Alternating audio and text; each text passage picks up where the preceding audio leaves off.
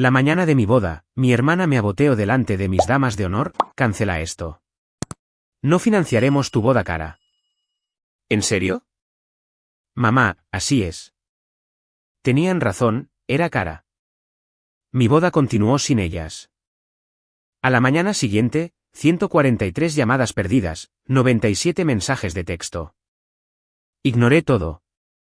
Mi nombre es Willow Larsen. Tengo 32 años. Y la mañana de mi boda, mi hermana mayor entró en mi suite nupcial. Delante de mis 4 damas de honor, me abofeteó en la cara. Me dijo que nuestros padres no financiarían la boda, que era demasiado cara, que debía cancelarla. Lo que no me dijo fue que los $45,000 que mi abuela me dejó en su testamento habían desaparecido hacía 2 años.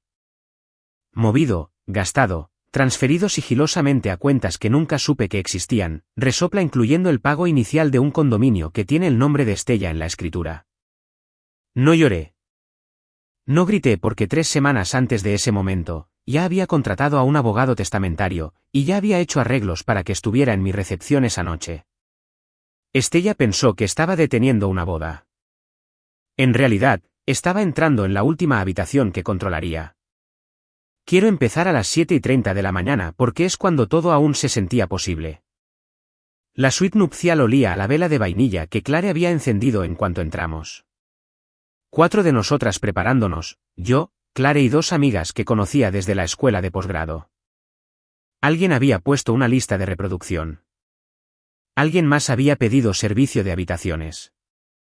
Y las bandejas estaban en la mesa, en su mayoría intactas, porque nadie come realmente la mañana de una boda. Por mucho que piensen que lo harán. Yo estaba sentada en la silla frente al espejo. Clare me estaba sujetando el pelo por detrás y diciéndome que dejara de moverme. Tus manos, dijo, para. No estoy haciendo nada. Te has tocado el pelo 4 veces. Ni siquiera he empezado con tu pelo todavía. Puse mis manos en mi regazo. Mi café estaba en el tocador a mi lado, todavía lleno. Tampoco lo había tocado. La verdadera razón por la que no podía calmarme. Estella no había enviado mensajes. Ni un buenos días, ni un nos vemos pronto, ni siquiera el tipo de mensaje pasivo-agresivo que a veces enviaba y que había aprendido a leer como el tiempo. Nada. Y Estella siempre tenía algo que decir. Siempre. A las 8:15, me dije a mí misma que llegaba tarde. A las 8:25, me dije que estaba siendo dramática y que entraría justo antes de la ceremonia con alguna demostración de afecto. A las 8:29, hubo un golpe en la puerta. No el golpe de alguien emocionado por verte. Más pesado que eso. El golpe de alguien que ya ha decidido exactamente lo que va a decir cuando se abra la puerta. Estella entró con un blazer oscuro y pantalones. Sin flores, sin sonrisa. No estaba vestida para una boda. Estaba vestida para una reunión que ya había ensayado. La habitación cambió en el momento en que entró. Eso es algo que nunca he podido explicar, pero cualquiera que haya crecido junto a alguien como Estella lo sabe. Un cierto tipo de presencia no solo entra en una habitación, la reconfigura. La música de repente se sintió fuera de lugar. La vela de vainilla pareció un error. Clare se dio la vuelta. Vi a Estella escanear la habitación rápidamente. La forma en que siempre evaluaba las situaciones para obtener ventaja. Necesito hablar con Willow a solas. Clare no se movió. Ni siquiera cambió su peso. Lo que sea que necesites decir, puedes decirlo aquí. La mandíbula de Estella se tensó. Solo un poco. No lo suficiente como para parecer enfadada. Solo lo suficiente para decirme que no lo había anticipado. Noté sus manos, ambas colgando a sus costados. Vacías. Sin tarjeta, sin regalo, sin café que hubiera traído como gesto. Nada, solo manos con las que ya había decidido qué hacer. Me miró a mí en lugar de a Clare. Mamá y papá no te darán los $20,000. Hemos decidido que la boda es demasiado cara. Deberías cancelarla. Escuché a Jen hacer un sonido. Algo corto e involuntario. Yo miraba la cara de Estella, no exactamente enfado en ella, no arrepentimiento, algo más difícil de nombrar. La expresión de una persona que ha estado esperando mucho tiempo para decir algo en particular y finalmente ha encontrado la apertura. Estella, dije, ¿de qué estás hablando? Y me abofeteó. Quiero ser cuidadosa aquí porque la gente a veces imagina estos momentos como más cinematográficos de lo que son. No fue una abofetada dramática de película. Fue deliberada, controlada, el tipo de cosa que una persona hace cuando ya la ha visualizado, ya ha decidido que era necesaria y está ejecutando un plan en lugar de perder los estribos. Su mano conectó con el lado izquierdo de mi cara, y durante aproximadamente 2 segundos completos, nadie en esa habitación emitió un solo sonido. Luego Clare dijo, «Oh, Dios mío». El silencio que siguió a un golpe así es algo que nunca olvidaré. No el dolor, que se desvaneció rápido, sino el silencio. 4 personas en una habitación que se quedan completamente quietas, la música sonando en el teléfono de alguien, la vela ardiendo, y todo lo demás congelado. Estella dio un paso atrás. Dijo, y recordaré esto por el resto de mi vida. Cancela esto. No financiaremos tu boda cara. La mano de Clare descendió sobre mi hombro. La puerta se abrió de nuevo. Mamá y papá. Mi padre miraba al suelo al entrar. Mi madre miraba a un punto por encima de mi hombro izquierdo. El lugar exacto al que mira una persona cuando no puede mirarte a la cara. Papá dijo, Willow, nunca quisimos que esto se convirtiera en una pelea. Es solo que no podemos hacer esto ahora mismo. Le pregunté, ¿no pueden o no quieren? No respondió. Abrió la boca y luego la cerró y volvió a mirar al suelo. Mamá no dijo una palabra, ni una. Estaba allí parada con el vestido que había comprado para ese día y miraba la pared detrás de mí. Y lo único que podía pensar era que ella sabía que esto venía. Ella sabía lo que Estella estaba a punto de hacer cuando entró por esa puerta. Y aún así vino. Y todavía no podía mirarme a los ojos. Volví a girarme hacia el espejo. Mi cara estaba roja por un lado. El delineador que me estaba aplicando cuando Estella llamó todavía estaba en mi mano. Lo había estado sosteniendo todo este tiempo sin darme cuenta. Me senté lentamente, deliberadamente. Gracias por hacérmelo saber. Claire hizo otro sonido, algo entre una risa y un jadeo. Abrí el delineador. Me miré en el espejo. El rojo se desvanecería. Mi mano no temblaba. Estella lo dijo desde la puerta antes de irse. Si sigues adelante con esto, te arrepentirás. No me di la vuelta. La puerta hizo clic al cerrarse.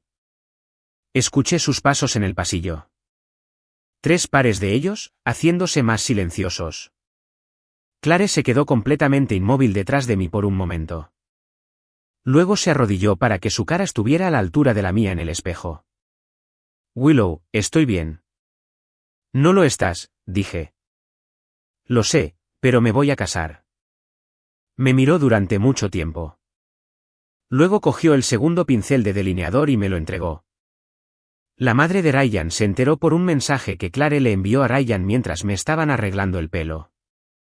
Carol apareció en la puerta de la suite 20 minutos después y no hizo una sola pregunta. Solo tomó mi brazo y cuando llegamos a la entrada del salón de ceremonias, lo apretó más y dijo, «Te tengo, cariño». Eso fue todo. Fue todo. Ryan lloró en el altar. No había predicho eso. Él es el tipo de persona que llora con los anuncios y luego aparta la mirada rápidamente, avergonzado. Así que, probablemente debería haberlo predicho, pero al verlo allí intentando contenerse, pensé en las últimas 2 horas. El golpe, el blazer. Los ojos de mi madre fijos en la pared detrás de mí. Y pensé, este es exactamente el lugar correcto donde estar. Estas son exactamente las personas correctas. La ceremonia fue pequeña y real, y nada de ella se sintió como un consuelo. Estella estaba en algún lugar al otro lado de la ciudad. Paul Crawford ya se estaba preparando para la recepción. Si quieres entender lo que pasó el 18 de octubre, tienes que ir mucho más atrás. Esto no empezó con una bofetada. Empezó como empiezan muchas cosas. Lentamente durante años, tan gradualmente que nadie piensa en ponerle nombre hasta que el nombre se vuelve ineludible. Mi hermana Estella es 4 años mayor que yo. Tiene 36. Es agente inmobiliaria. Es encantadora en situaciones sociales. Tiene una forma de entrar en una habitación y convertirse inmediatamente en el centro de atención que pasé la mayor parte de mi infancia interpretando como confianza antes de darme cuenta de que era algo más. Y ha pasado toda su vida adulta viviendo a menos de 30 minutos de la casa de mis padres. No digo que eso esté mal. Algunas personas permanecen cerca de la familia porque las aman y quieren hacerlo. Pero con Estella, nunca fue solo la proximidad. No estaba cerca de mis padres en el sentido de cenas de domingo y recordar cumpleaños. Estaba cerca en el sentido de ser el punto de referencia constante, a quien llamaban primero. Cuya opinión moldeaba cada decisión familiar de maneras que nunca se declaraban abiertamente, pero que siempre eran de alguna manera operativas. Mis padres son Donna y Alan Larsen. Mi padre pasó 30 años como contratista. Mi madre nos crió y se quedó en casa cuando éramos pequeños e hizo la cena todas las noches y se ofreció como voluntaria en la escuela. No son malas personas. He sido cuidadosa en los años transcurridos desde todo esto para ser precisa al respecto. No son malas personas. Son personas que pasaron 3 décadas eligiendo al hijo más fácil de entender. Nunca hubo un anuncio de que Estella era la favorita. No era necesario. Estaba en la arquitectura, la estructura invisible que determinaba quién era creído, quién recibía el beneficio de la duda, quién era protegido y quién se esperaba que manejara. Mis padres nunca tuvieron que preocuparse por Estella. Tampoco tuvieron que preocuparse por mí por razones muy diferentes. Cuando Estella solicitó la universidad, no hubo duda. Pagarían, ella se quedaría en el estado. Todo se arregló sin discusión. Cuando obtuve una beca parcial para una escuela a 2 horas de distancia, mi padre dijo que estaba orgulloso y mi madre dijo que se preocuparía. No estamos emocionados. No, esto es maravilloso. Preocuparse como si el logro fuera también un problema. El año en que el primer intento de Estella de iniciar su propio negocio inmobiliario colapsó. 2020, no fue un buen año por una serie de razones. Mis padres retiraron 3 meses de ahorros para cubrir sus pérdidas. Me enteré por un comentario casual que mi padre hizo muchos meses después en Acción de Gracias, como si fuera algo que simplemente había sucedido y, por supuesto, yo ya lo sabía. Yo no lo sabía. No fui parte de la conversación. El año en que me ascendieron, otoño de 2022. Mi madre dijo, eso es maravilloso, cariño.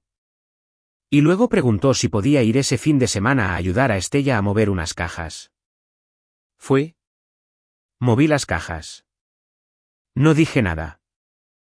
Lo que hacía a Estella particularmente efectiva, y digo efectiva porque esa es la palabra precisa, era que su control nunca era ruidoso.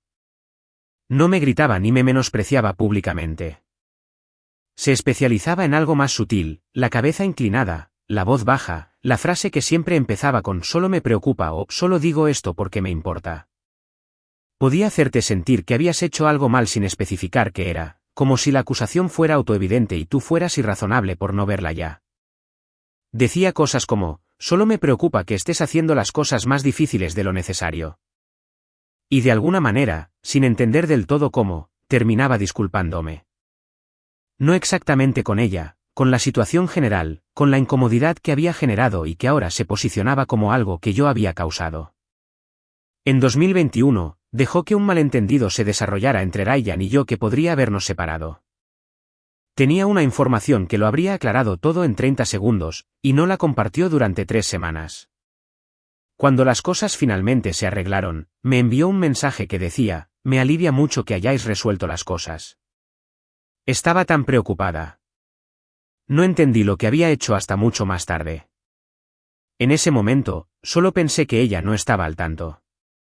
Mis padres no son villanos. Quiero decir eso de nuevo porque lo digo en serio. Son personas que pasaron 30 años eligiendo el camino de menor resistencia en una familia donde una hija era ruidosa y estaba cerca y constantemente presente, y la otra era tranquila y autosuficiente y aprendió temprano a pedir muy poco. Estella había aprendido a ser necesitada. Yo había aprendido a no necesitar. Y en un sistema familiar que funciona por necesidad, la segunda habilidad te hace invisible. Así que cuando Estella les dijo en algún momento de la primavera de 2022 que no estaba financieramente estable para recibir mi herencia de inmediato, que sería mejor, más seguro, más responsable retenerla hasta que me hubiera asentado. Le creyeron, no porque sean crueles, sino porque ella estaba delante de ellos y yo no, y era más fácil creer. Esa fue la grieta en la pared. Y Estella había estado esperando exactamente ese tipo de grieta durante mucho tiempo. La noche antes de la boda, tuvimos la cena de ensayo en un restaurante cerca del lugar. 20 personas, buena comida, velas en las mesas. Estella se levantó a mitad de la comida y levantó su copa. Dijo, Willow, solo quiero que sepas que siempre he querido lo mejor para ti. Espero que lo sientas esta noche. Todos aplaudieron. Le sonreí. Ella me devolvió la sonrisa desde el otro lado de la mesa con una calidez perfecta. 14 horas después, entraría en mi suite nupcial y me abofetearía. Tengo que hablarles de mi abuela. Su nombre era Ruth Hayes. Murió un martes por la mañana en febrero de 2022 de un derrame cerebral del que no despertó. Tenía 78 años. Había sido maestra de tercer grado durante 34 años antes de jubilarse. Y después de jubilarse, cuidaba un jardín, hacía pastel casero cada vez que alguien la visitaba, y tenía opiniones firmes sobre la elección de fuentes y las cajas de autopago del supermercado.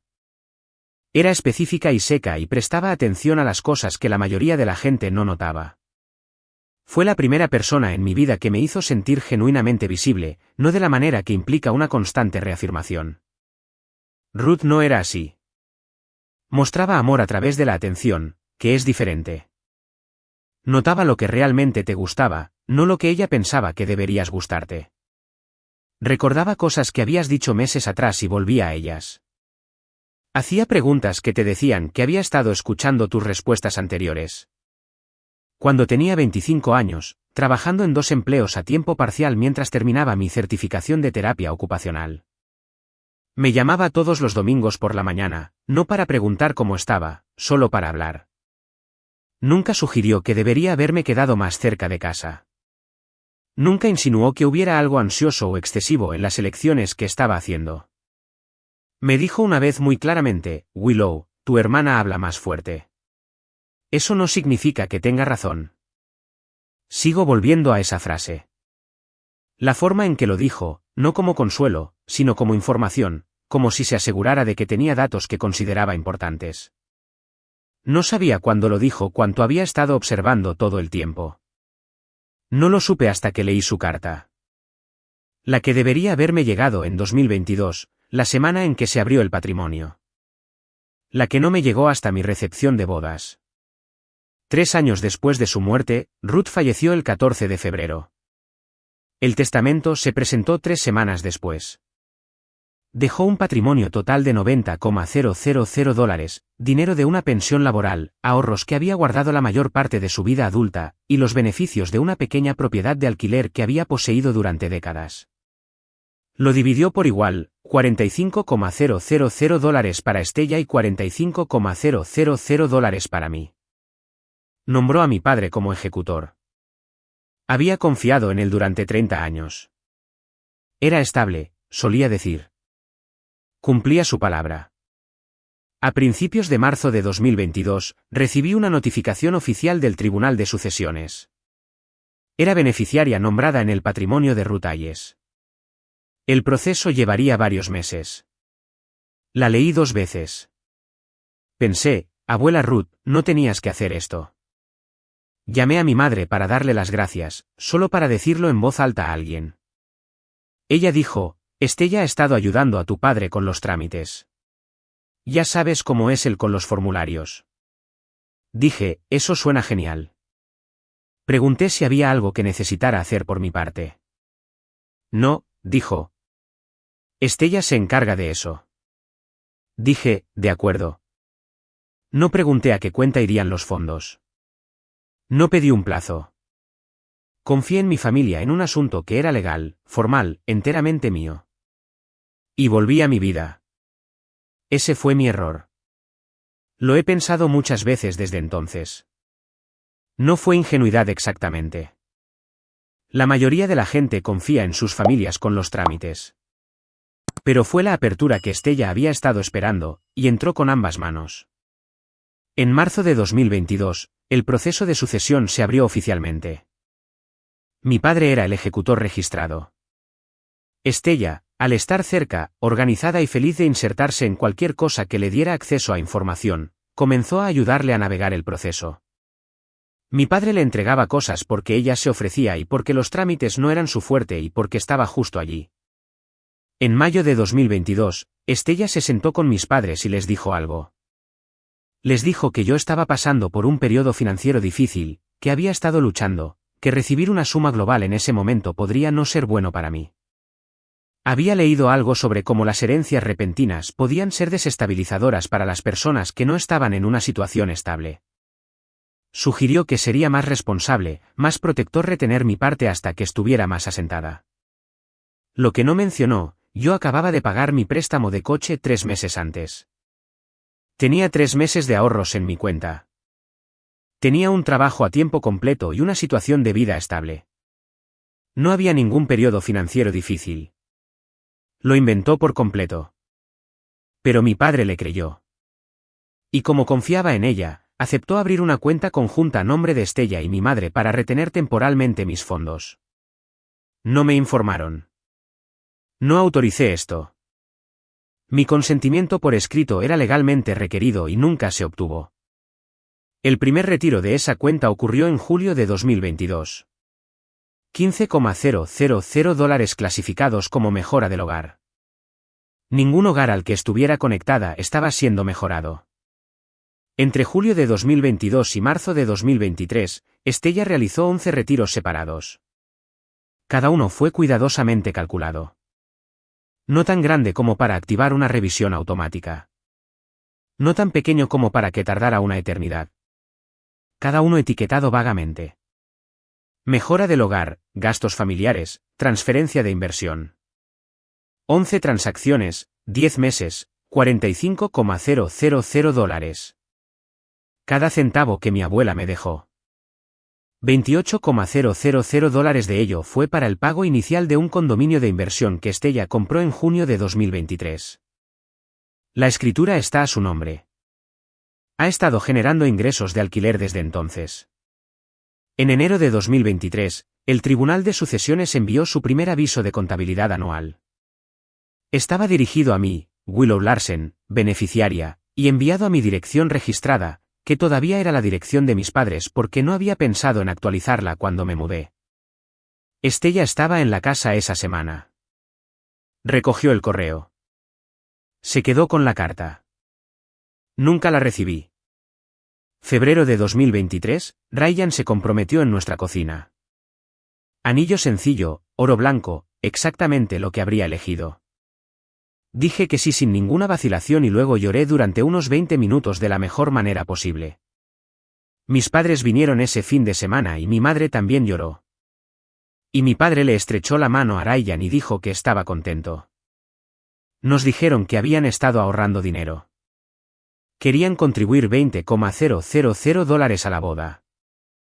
Mi padre dijo, queremos estar ahí para ti. No pregunté de qué cuenta provenía el dinero. Para entonces, Estella ya había transferido $39,000 de mis $45,000. En 6 semanas, tendría el resto. Había una cosa más que Paul encontraría. No en los registros bancarios, no en los documentos falsificados, sino en el propio archivo del patrimonio, enterrado en una pila de papeles que cualquiera mi nombre en el frente y debajo, una palabra, personal. Aún sellado. 3 años después de su muerte, nunca entregado. No sabía que existía hasta agosto de 2025. Cuando Paul me lo deslizó sobre la mesa de conferencias y dijo en voz baja, estaba adjunto al testamento original. Nunca fue entregado. Lo recogí. Lo di la vuelta una vez. Lo metí en mi bolso sin abrirlo. Aún no. No en esa habitación. No sola. Así se veían 2 años y medio de planificación de bodas cuando alguien intenta sigilosamente que te rindas. ¿No lo ves? Esa es la parte esencial. Crees que estás teniendo fricciones normales. Todos dicen que la planificación de bodas está llena de ellas. Llena de opiniones familiares y desacuerdos presupuestarios y consejos no solicitados. Así que asimilas cada instancia como estrés ordinario en lugar de lo que realmente es. Te ajustas. Te adaptas. Te dices a ti mismo que eres práctico y flexible. Y no te das cuenta hasta mucho más tarde de que alguien te está haciendo deliberadamente más pequeña. Ryan y yo nos comprometimos en febrero de 2023 y pasamos aproximadamente un mes simplemente felices antes de que llegara la realidad de la logística. Establecimos un presupuesto preliminar que no era extravagante pero tampoco pequeño. El tipo de boda que realmente queríamos. Un lugar que pudiera albergar a unas 100 personas. Un fotógrafo cuyo trabajo me hiciera sentir algo. Una cena sentada. Cosas normales para dos personas que habían esperado algo que significara algo. A la semana de anunciarlo, Estella tuvo opiniones. No una vez. No en una sola conversación que pudiera abordarse y cerrarse, sino constantemente durante meses en todos los aspectos de la planificación. El lugar del que me enamoré era, según Estella, demasiado caro para lo que era. El fotógrafo cuyo trabajo me hacía llorar lágrimas de felicidad era, según ella, bien, pero había opciones más baratas si no era quisquillosa. Cuando mencioné a un catering que Ryan y yo habíamos amado durante años, sacó su teléfono y mencionó problemas de personal que había visto en reseñas. Las reseñas eran de hace 4 años, antes de la propiedad actual. No me enteré hasta mucho más tarde, después de que fuera demasiado tarde para desmentirlo. Estella expresa su preocupación de una manera muy específica. Implica una ligera inclinación de cabeza, comprensiva, no agresiva, y una estructura de oración que siempre comienza con «solo quiero asegurarme» o «solo digo esto porque suena a cuidado». Suena a cuidado. Está diseñada para sonar a cuidado. Y funciona porque cuando alguien enmarca una declaración desestabilizadora dentro de una declaración de amor, pasas tu energía decidiendo si tienen razón en lugar de identificar lo que están haciendo. Para el otoño de 2023, había cambiado de proveedores 2 veces. Había reducido la lista de invitados una vez. Había renunciado sigilosamente a la ceremonia al aire libre que había estado imaginando desde el principio porque Estella había mencionado algo sobre el historial meteorológico del lugar. El lugar tenía excelentes calificaciones para eventos al aire libre. Mi cuaderno de planificación de bodas de ese periodo es un registro de borrones. Nombres tachados, presupuestos recalculados, márgenes llenos de signos de interrogación. Clare lo vio una vez, solo un vistazo y no dijo nada, pero vi su cara. Para 2025, algo más había cambiado. Mi madre había empezado a dudar. Pequeños comentarios sobre costos, dichos cuidadosamente en el registro de alguien que intenta no decir lo que está a punto de decir.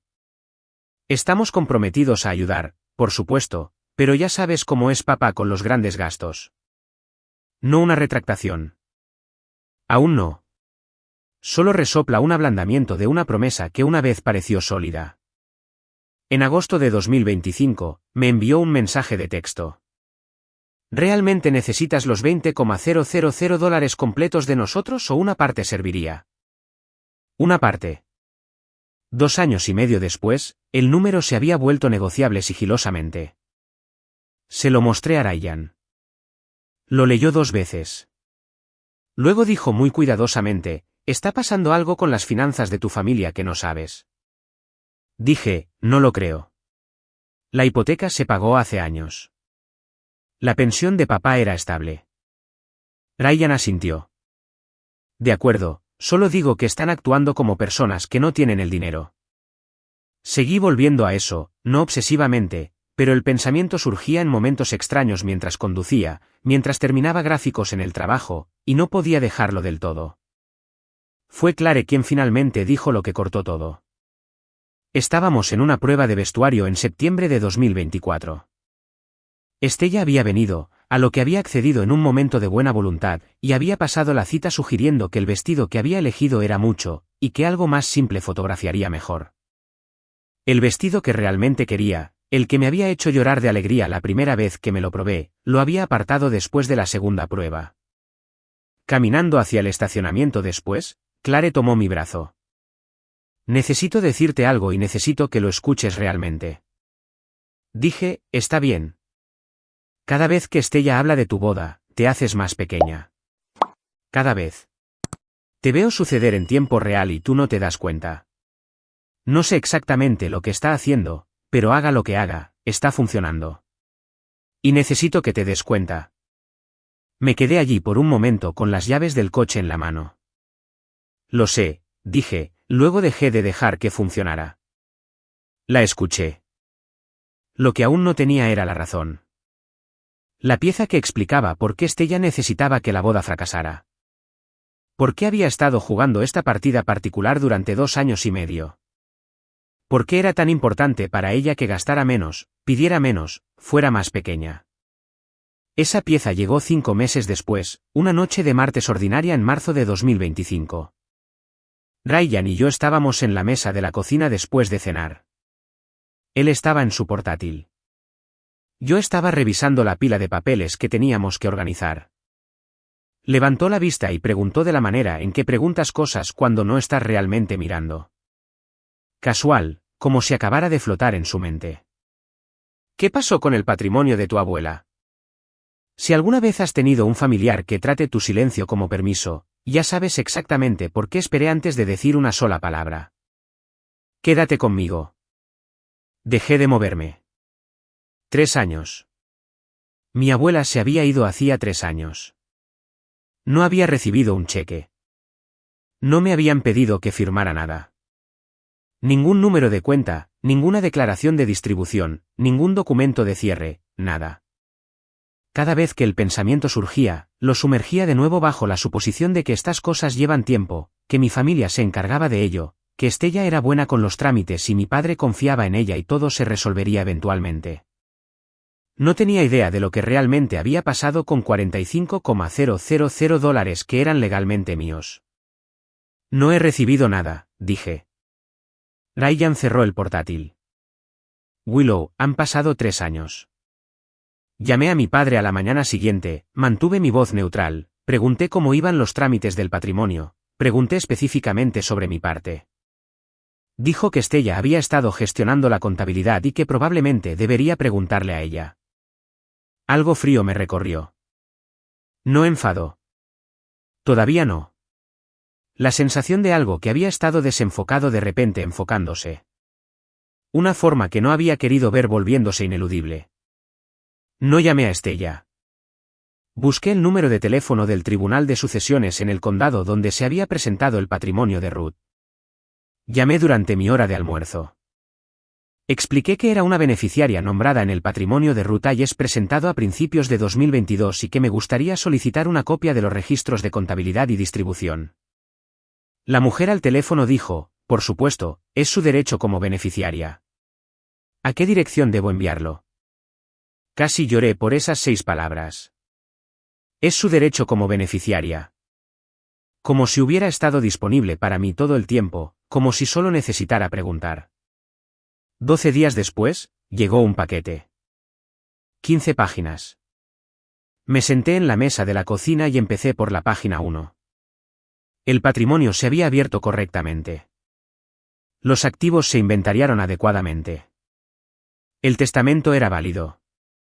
$90,000 de valor total. Fui a la sección de distribución. Busqué mi nombre. Mi nombre no estaba allí.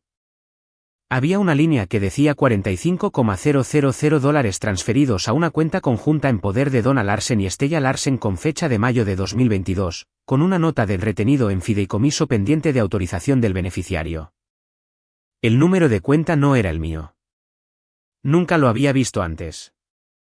No había ningún documento en el paquete que demostrara que alguna vez había autorizado esa transferencia porque no lo había hecho, porque nadie me lo había pedido, porque la autorización era una ficción que Estella había construido para mi padre y mi padre no había cuestionado. Leí la página 3 veces. Luego llamé a Ryan de la otra habitación. Puse mi dedo en la línea y dije, esta no es mi cuenta. Esta nunca ha sido mi cuenta. La miró durante mucho tiempo. Me miró. Dijo, necesitas un abogado. No dormí esa noche, no porque estuviera llorando. No lo estaba. Estaba repasando la línea de tiempo en mi cabeza. 3 años de planificación de bodas, Estella preguntando sobre nuestro presupuesto, haciendo sugerencias que reducían las cosas, creando fricción en cada etapa. Mi madre enviando mensajes en agosto para preguntar si una parte sería suficiente. Ryan diciendo que actúan como personas que no tienen el dinero. Lo había gastado. Todo. Y luego había pasado 2 años y medio asegurándose de que yo gastara lo menos posible en una boda porque mi gasto eventualmente se convertiría en una pregunta. Y una pregunta se convertiría en una investigación y una investigación encontraría lo que había hecho. No había estado intentando protegerme de una boda cara. Había estado intentando protegerse a sí misma de un rastro documental. En abril de 2025, encontré a Paul Crawford a través de una recomendación de un bar. 2 fuentes separadas mencionaron su nombre de forma independiente, lo que tomé como una buena señal. Litigio de sucesiones y testamentaría. 20 años de experiencia. Hice una cita y llevé lo que tenía, la notificación del Tribunal de Sucesiones de 2022, los registros que había solicitado al tribunal y las impresiones de mensajes de texto de Estella que hacían referencia a su participación en ayudar a papá con el patrimonio. Paul leyó todo. 11 minutos. Conté porque no tenía nada que hacer con las manos. Luego dejó los documentos y me miró. Señorita Larsen, dijo, creo que necesitamos hablar sobre lo que hizo su hermana. Fue la primera vez que alguien con autoridad lo había dicho exactamente con esas palabras. No puede haber un problema. No, esto parece irregular. Lo que hizo su hermana. Exhalé. Durante las siguientes semanas, Paul presentó una solicitud legal formal para los registros bancarios asociados con la cuenta conjunta. Los registros llegaron a finales de abril. 11 transacciones de julio de 2022 a marzo de 2023. Total $45,000 cada centavo. Su correo electrónico esa noche. Willow, necesito reunirme contigo esta semana. ¿Encontré algo? La reunión a principios de mayo fue la primera vez que vi todo presentado junto. Paul tenía todo sobre la mesa de conferencias, registros bancarios, documentos del patrimonio, materiales adicionales que había solicitado a través del tribunal. Y me lo explicó de la manera en que explicas algo a alguien cuando quieres que entienda cada pieza antes de nombrar lo que significa. Los extractos bancarios ya eran dañinos. 11 retiros, cada uno etiquetado lo suficientemente vagamente como para ser plausible de forma aislada. Mejora del hogar, gastos familiares, transferencia de inversión inmobiliaria. Pero juntos a lo largo de 10 meses, crearon un patrón que ninguna persona razonable podría malinterpretar. El dinero fluía de la cuenta conjunta a cuentas rastreables paso a paso. De vuelta a Estella. Luego Paul me mostró los formularios de autorización. Para que mis $45,000 fueran redirigidos legalmente y retirados como lo fueron, el patrimonio necesitaba la autorización por escrito mía, había autorización por escrito en el archivo. 3 documentos separados firmados en 3 ocasiones distintas. Todos llevaban mi nombre. Ninguno de ellos había sido firmado por mí. Paul los colocó sobre la mesa. Luego colocó a su lado 2 documentos que realmente llevaban mi firma, un contrato de arrendamiento y un formulario de acreditación profesional. No soy analista de caligrafía, pero vi la diferencia de inmediato. Mi firma tiene una forma particular de curvar la L en Larsen. Se curva hacia adentro. Lo he hecho así toda mi vida. Las 3 formas de autorización se curvaban hacia afuera. ¿Es esta tu firma? Preguntó Paul. No, dije, no es mía. Él asintió. Ya los había presentado a un examinador certificado de caligrafía. El análisis llegó 3 semanas después y confirmó exactamente lo que le había dicho. 3 documentos falsificados, 3 autorizaciones fabricadas. Esto no fue un error o un malentendido o una familia que no había sido cuidadosa con los trámites. Esto fue deliberado, planeado, ejecutado durante un periodo de meses por alguien que entendía lo que estaba haciendo y lo hizo de todos modos. El condominio vino después. Paul había rastreado $28,000 de los fondos retirados a un destino específico. Ese dinero extraído de la cuenta conjunta en cuotas entre finales de 2022 y mediados de 2023 se había transferido a una cuenta a nombre de Estella y se utilizó como pago inicial para una propiedad que compró en junio de 2023. La escritura era un asunto de registro público. Miré el nombre de Estella impreso allí en ese documento, Estella Larsen, en una dirección que nunca había oído en un barrio a 30 minutos de la casa de mis padres. Propiedad de inversión actualmente alquilada. Pensé en cuántas veces me había preguntado si Ryan y yo estábamos ahorrando para una casa, cuántas veces había mencionado que el dinero que estábamos gastando en la boda podría destinarse a capital. Lo había preguntado con la cabeza inclinada y una expresión de sincera preocupación. ¿Qué pasa con la propiedad?, pregunté. Presentaremos una demanda de fideicomiso constructivo, dijo Paul. Cuando alguien utiliza los fondos de otra persona para adquirir un activo sin autorización, un tribunal puede declarar que el titular mantiene la propiedad en fideicomiso para el verdadero propietario. Estella no puede venderla, refinanciarla o transferirla mientras la reclamación esté pendiente. Había construido su inversión sobre mi base. Había estado cobrando alquiler por ella durante 2 años con el dinero que mi abuela me dejó. Y como había movido todo a través de cuentas rastreables, como había sido inteligente, pero no lo suficientemente inteligente, cada dólar tenía una línea que lo conectaba de vuelta al patrimonio de Ruth Hayes y al nombre Willow Larsen, beneficiaria. Luego Paul me habló de las cartas.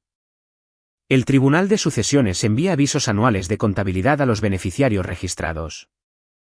Mi dirección registrada todavía era la de mis padres. Nunca la había actualizado cuando me mudé, lo que fue un descuido que nunca había tenido razón para corregir. El primer aviso se envió en enero de 2023. El segundo se envió en enero de 2025. Ambos confirmados como enviados. Ninguno devuelto como no entregable. Ambos dirigidos a Willow Larsen, beneficiaria. Ninguno de ellos llegó jamás a mí. Estella estaba en la casa con regularidad. Se sabía que recogía el correo. Interferir con el correo de alguien dirigido a él es un delito federal, dijo Paul. Título 18, sección 178, retener a sabiendas correspondencia dirigida a otra persona. Lo hizo 2 veces. Lo sé, dije. Él hizo una pausa. Luego abrió una carpeta separada, más pequeña, apartada de las demás. Hay una cosa más, dijo. Deslizó el sobre la mesa, blanco, pequeño, mi nombre y la letra de mi abuela en el frente. Debajo, personal, aún sellado. Estaba adjunto al testamento original en el archivo del patrimonio. Paul dijo que debía haber sido entregado junto con la correspondencia del patrimonio. Nunca fue entregado. Lo recogí. Lo di la vuelta. Lo sostuve durante mucho tiempo. Lo había escrito sabiendo que no le quedaba mucho tiempo. Lo había adjuntado a sus documentos legales porque quería que me llegara por canales oficiales. Había confiado en el proceso. Había confiado en que la persona que gestionaba el patrimonio vería el nombre de su nieta en el frente y haría lo correcto. Estella había sido la primera persona en revisar el archivo del patrimonio. Había visto este sobre. Había mirado mi nombre con la letra de Ruth y había tomado una decisión. Lo metí en mi bolso sin abrirlo. ¿Quieres saber qué hay dentro antes de proceder?, preguntó Paul. Sé lo suficiente, dije. Me gustaría abrirlo por primera vez delante de las personas adecuadas. Hablamos otra hora sobre la estrategia. Paul expuso las opciones. Podríamos presentar una demanda inmediatamente. La evidencia ya era más que suficiente. Incumplimiento del deber fiduciario por parte de mi padre. Fraude y malversación por parte de Estella, con manipulación de correo como cargo adicional. Daños y perjuicios civiles, incluyendo los $45,000 completos más intereses, más potencialmente daños punitivos. O podríamos esperar. La boda es en 6 semanas, dije. Paul no dijo nada. Mi madre casi con toda seguridad vendrá a la recepción. Incluso después de esta mañana, si la conozco, vendrá sola. Y hay algo que necesita ver, no escucharlo de mí. Ha estado escuchando cosas de mí toda su vida y decidiendo que Estella era la narradora más fiable. Necesita ver documentos de alguien con autoridad delante de testigos, en algún lugar donde no pueda irse inmediatamente sin que signifique algo. Paul me miró por un momento. Dime cuándo y dónde, dijo. Acordamos la recepción. Llegaría a las 6:45 de la tarde. Tendría un asiento y una mesa cerca del frente reservados, y abriría la carta de mi abuela por primera vez en esa sala. El plan estaba fijado. La boda estaba fijada. Y Estella, confiada, segura de que había perturbado lo que necesitaba ser perturbado esa mañana en la suite nupcial, estaba en algún lugar al otro lado de la ciudad esperando una llamada mía que nunca llegaría. Antes de contarles lo que pasó cuando Paul Crawford entró por esa puerta, tengo una pregunta para ustedes. Si descubrieran que un familiar les ha estado haciendo esto durante 3 años, ¿lo confrontarían en privado primero o harían exactamente lo que yo hice? Déjenlo en los comentarios, luego vuelvan. Porque lo que sucedió después es la razón por la que esta historia termina como lo hace. La boda fue pequeña y real, y no me arrepiento de ninguna parte de ella. Ryan lloró en el altar de la manera que probablemente describiría más tarde como simplemente emocionarse, que es la frase que usa cuando está completamente abrumado y avergonzado por ello.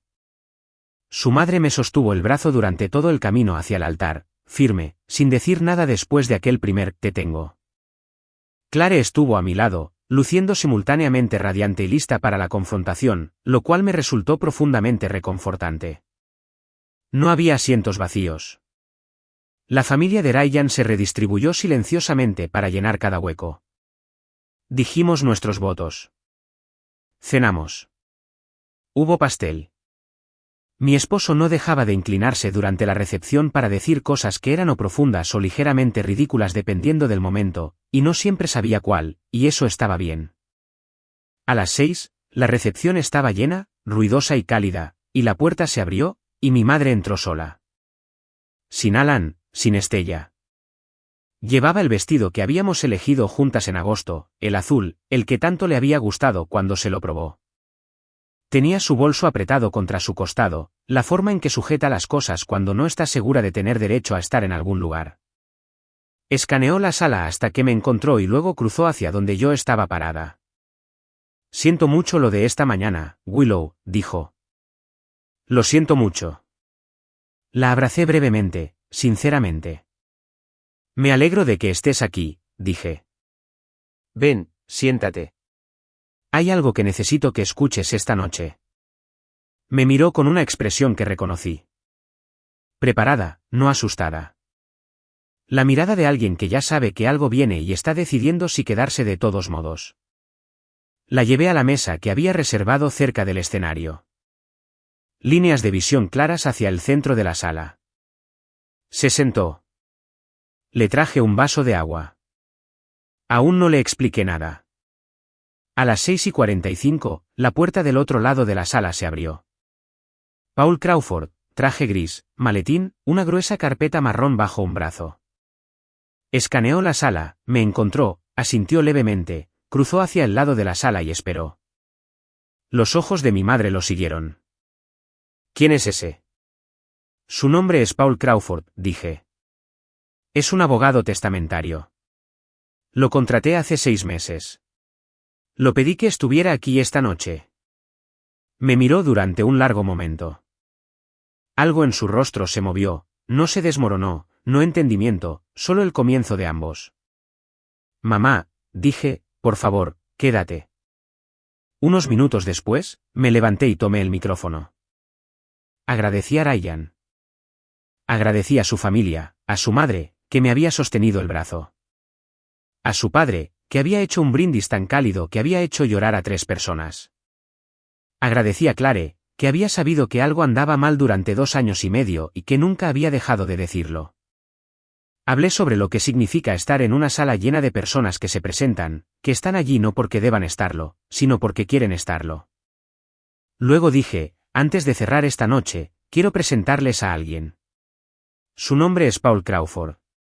Me ha estado ayudando a recuperar algo que me pertenece. Necesito que mi madre sea la primera persona en escucharlo de alguien que no sea yo. Paul se adelantó. Colocó su carpeta sobre la mesa delante de mi madre y la abrió. Lo hizo sin prisa. Preciso. La forma en que una persona lo hace cuando sabe que los documentos harán más que cualquier voz elevada.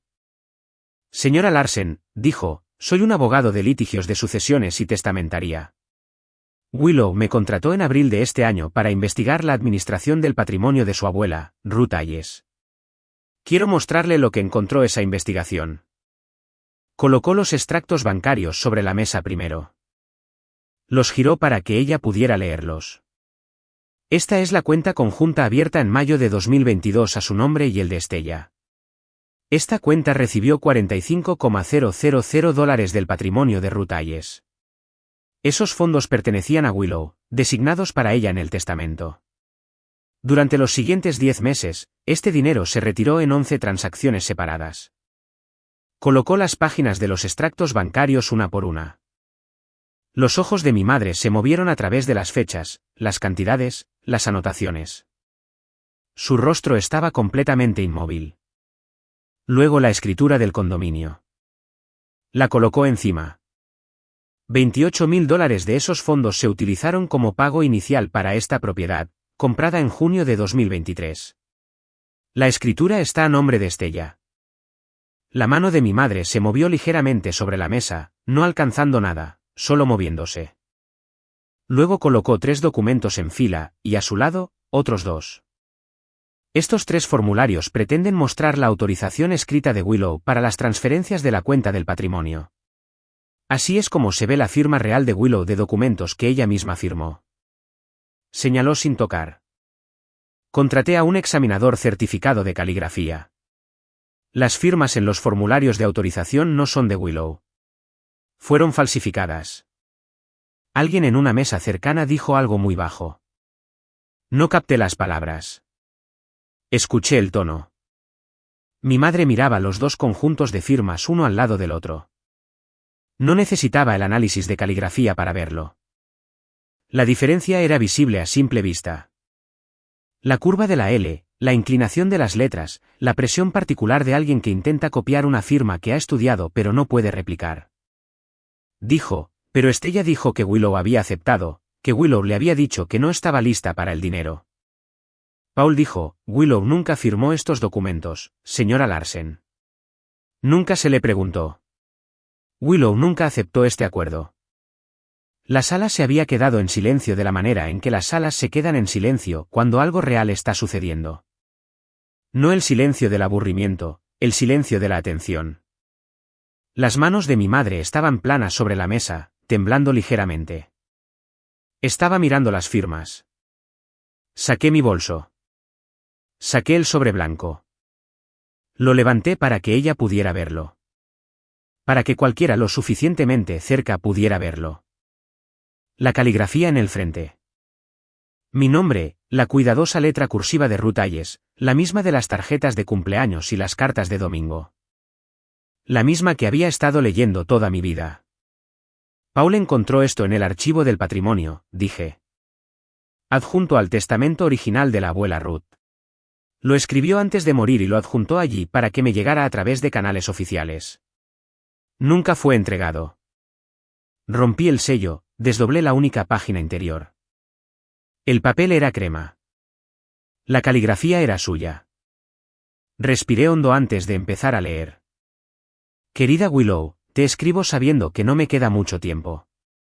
Así que, quiero decir las cosas claramente, el dinero que te dejo es tuyo, no de la familia, no para que nadie más lo decida o lo administre o lo retenga. Tuyo. Te lo dejo porque quiero que tengas un comienzo que sea enteramente tuyo. Un comienzo con el que nadie pueda discutir o llevarse el mérito o quitarte. Sé que a veces en nuestra familia te has sentido como la que se adapta, la que hace espacio, la que se queda callada para que otros puedan ser ruidosos. Espero que sepas que siempre he visto lo que estabas haciendo y siempre he sabido lo que te costaba. No eres invisible para mí, Willow. Nunca lo has sido.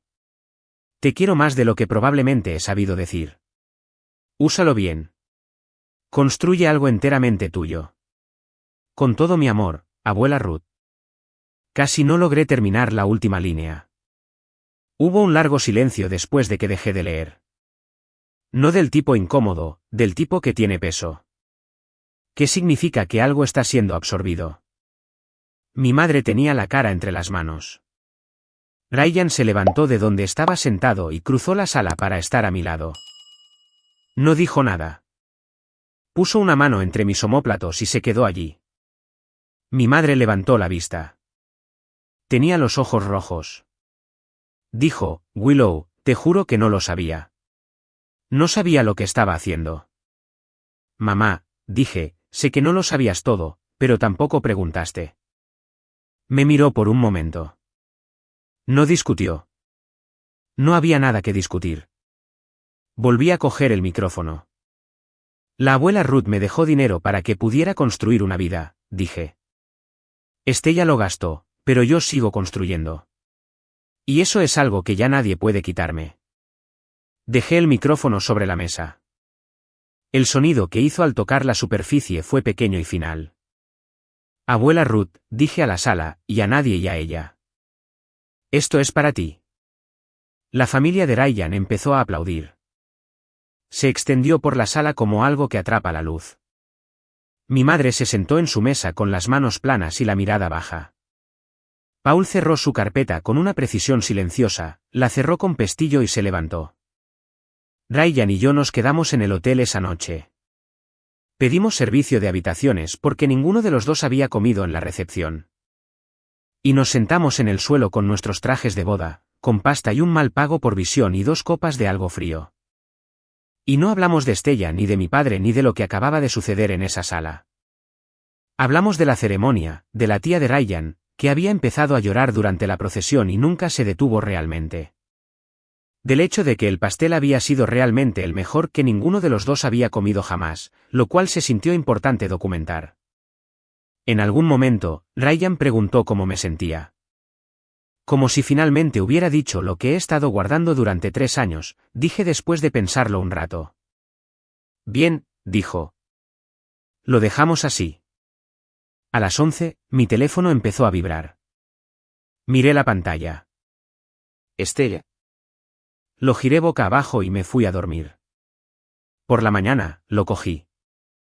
143 llamadas perdidas. Conté cada una de ellas. No una estimación. El número exacto. Necesitaba el número exacto. 143 intentos a lo largo de una sola noche de una persona que había pasado 3 años moviéndose con cuidado y sigilo y ahora no tenía a dónde más ir.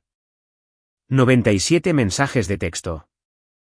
Deslicé sin leerlos todos, pero deslicé lo suficiente como para entender el arco. Los primeros 20 eran de enfado. Humillaste a esta familia. No tenías derecho. ¿Cómo te atreves a hacer esto en público? Frases cortas, algunas en mayúsculas. La voz de alguien que acaba de descubrir que la cosa que había estado controlando cuidadosamente se le ha escapado por completo de las manos. Alrededor del mensaje 23, algo cambió. Esto es fraude. No puedes simplemente, seguido de cosas sobre abogados y consecuencias y cómo se vería esto para nuestra familia. La voz de alguien que recalibra, que busca una palanca que ya no está allí. Para el mensaje 61, Willow, lo siento. Entré en pánico. Se salió de control. Por favor, llámame. Me han preguntado desde que compartí partes de esta historia si esa disculpa significó algo, si el cambio a lo siento, entré en pánico, cambió algo para mí. No lo hizo. No porque sea fría. Porque una disculpa que llega como el mensaje 61 de una noche que comenzó con amenazas no es una disculpa. Es una táctica. Es una persona que ha agotado todo lo demás y ahora está probando la última estrategia disponible. No respondí a ninguno de ellos. La tarde del día siguiente, mi padre llamó. Miré su nombre en la pantalla durante mucho tiempo. Luego respondí. Su voz era diferente. Más silenciosa, más plana, no defensiva. Ese registro lo conocía bien. Algo más. La voz de una persona que ha estado sentada con algo pesado durante horas y ha dejado de intentar hacerlo cómodo. Dijo, Willow, he estado despierto desde la recepción. Dije, lo sé, papá. Paul Crawford dejó su tarjeta en la mesa. Llamé a la oficina esta mañana y le pedí hablar con él. Una pausa. Fui la ejecutora del patrimonio de tu abuela. Tenía la obligación legal de distribuirlo correctamente. Le entregué esa obligación a Estella sin verificar nada de lo que me trajo. Firmé documentos sin mirar de cerca. No te llamé ni una vez para confirmar nada. Solo creí lo que decía porque estaba allí y estaba segura y era más fácil que cuestionar.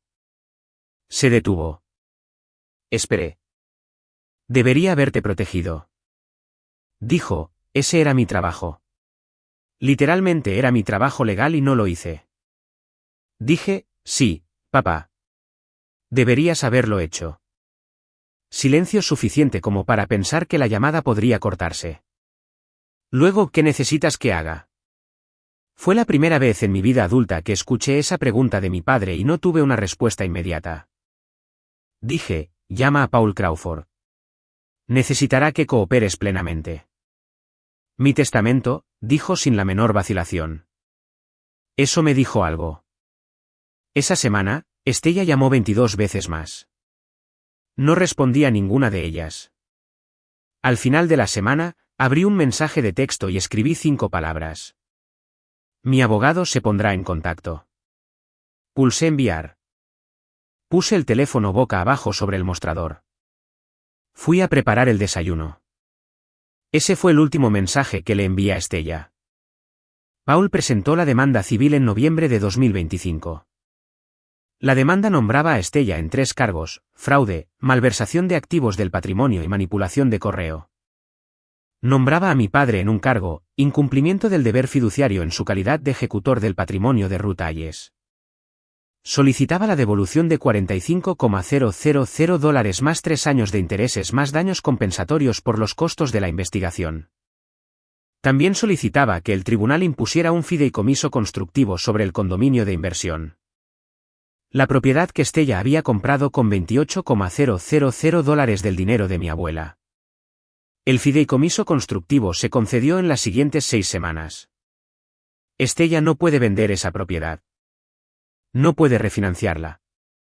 No puede transferirla a nadie mientras la reclamación esté pendiente. El activo que construyó sobre mi base está congelado. La base es legalmente mía. Su abogado presentó una respuesta caracterizando el acuerdo de la cuenta como un acuerdo familiar de buena fe y describiendo los documentos de autorización como el resultado de una mala gestión de archivos. Las 3 firmas que llevaban mi nombre pero no mi mano estaban en la presentación oficial descritas como disputadas. Dejaré que Paul se encargue del lenguaje legal. Lo que cambió las cosas de manera más concreta fue mi padre. 3 semanas después de que se presentara la demanda, Alan Larsen entró en la oficina de Paul Crawford y firmó una declaración jurada. En ella, confirmó que se había basado completamente en las representaciones de Estella, que no había verificado de forma independiente ninguna de las transacciones, que no había obtenido autorización mía antes de abrir la cuenta conjunta. Que Estella había sido la persona que preparó y presentó los documentos de autorización, y que los había archivado sin revisarlos detenidamente. Hizo esto sin ser presionado.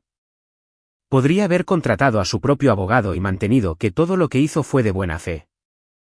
En cambio, entró un jueves por la mañana y dijo la verdad. Me miró a través de la mesa de conferencias de Paul después y dijo, siento haberle puesto las cosas fáciles. Dije, lo sé, papá. Eso fue todo. Por ahora fue suficiente. Donna me llamó la semana siguiente, no para reabrir nada, no para explicar o disculparse o preguntar por Estella. Llamó para preguntar si quería cenar, solo nosotras 2. Dije que sí.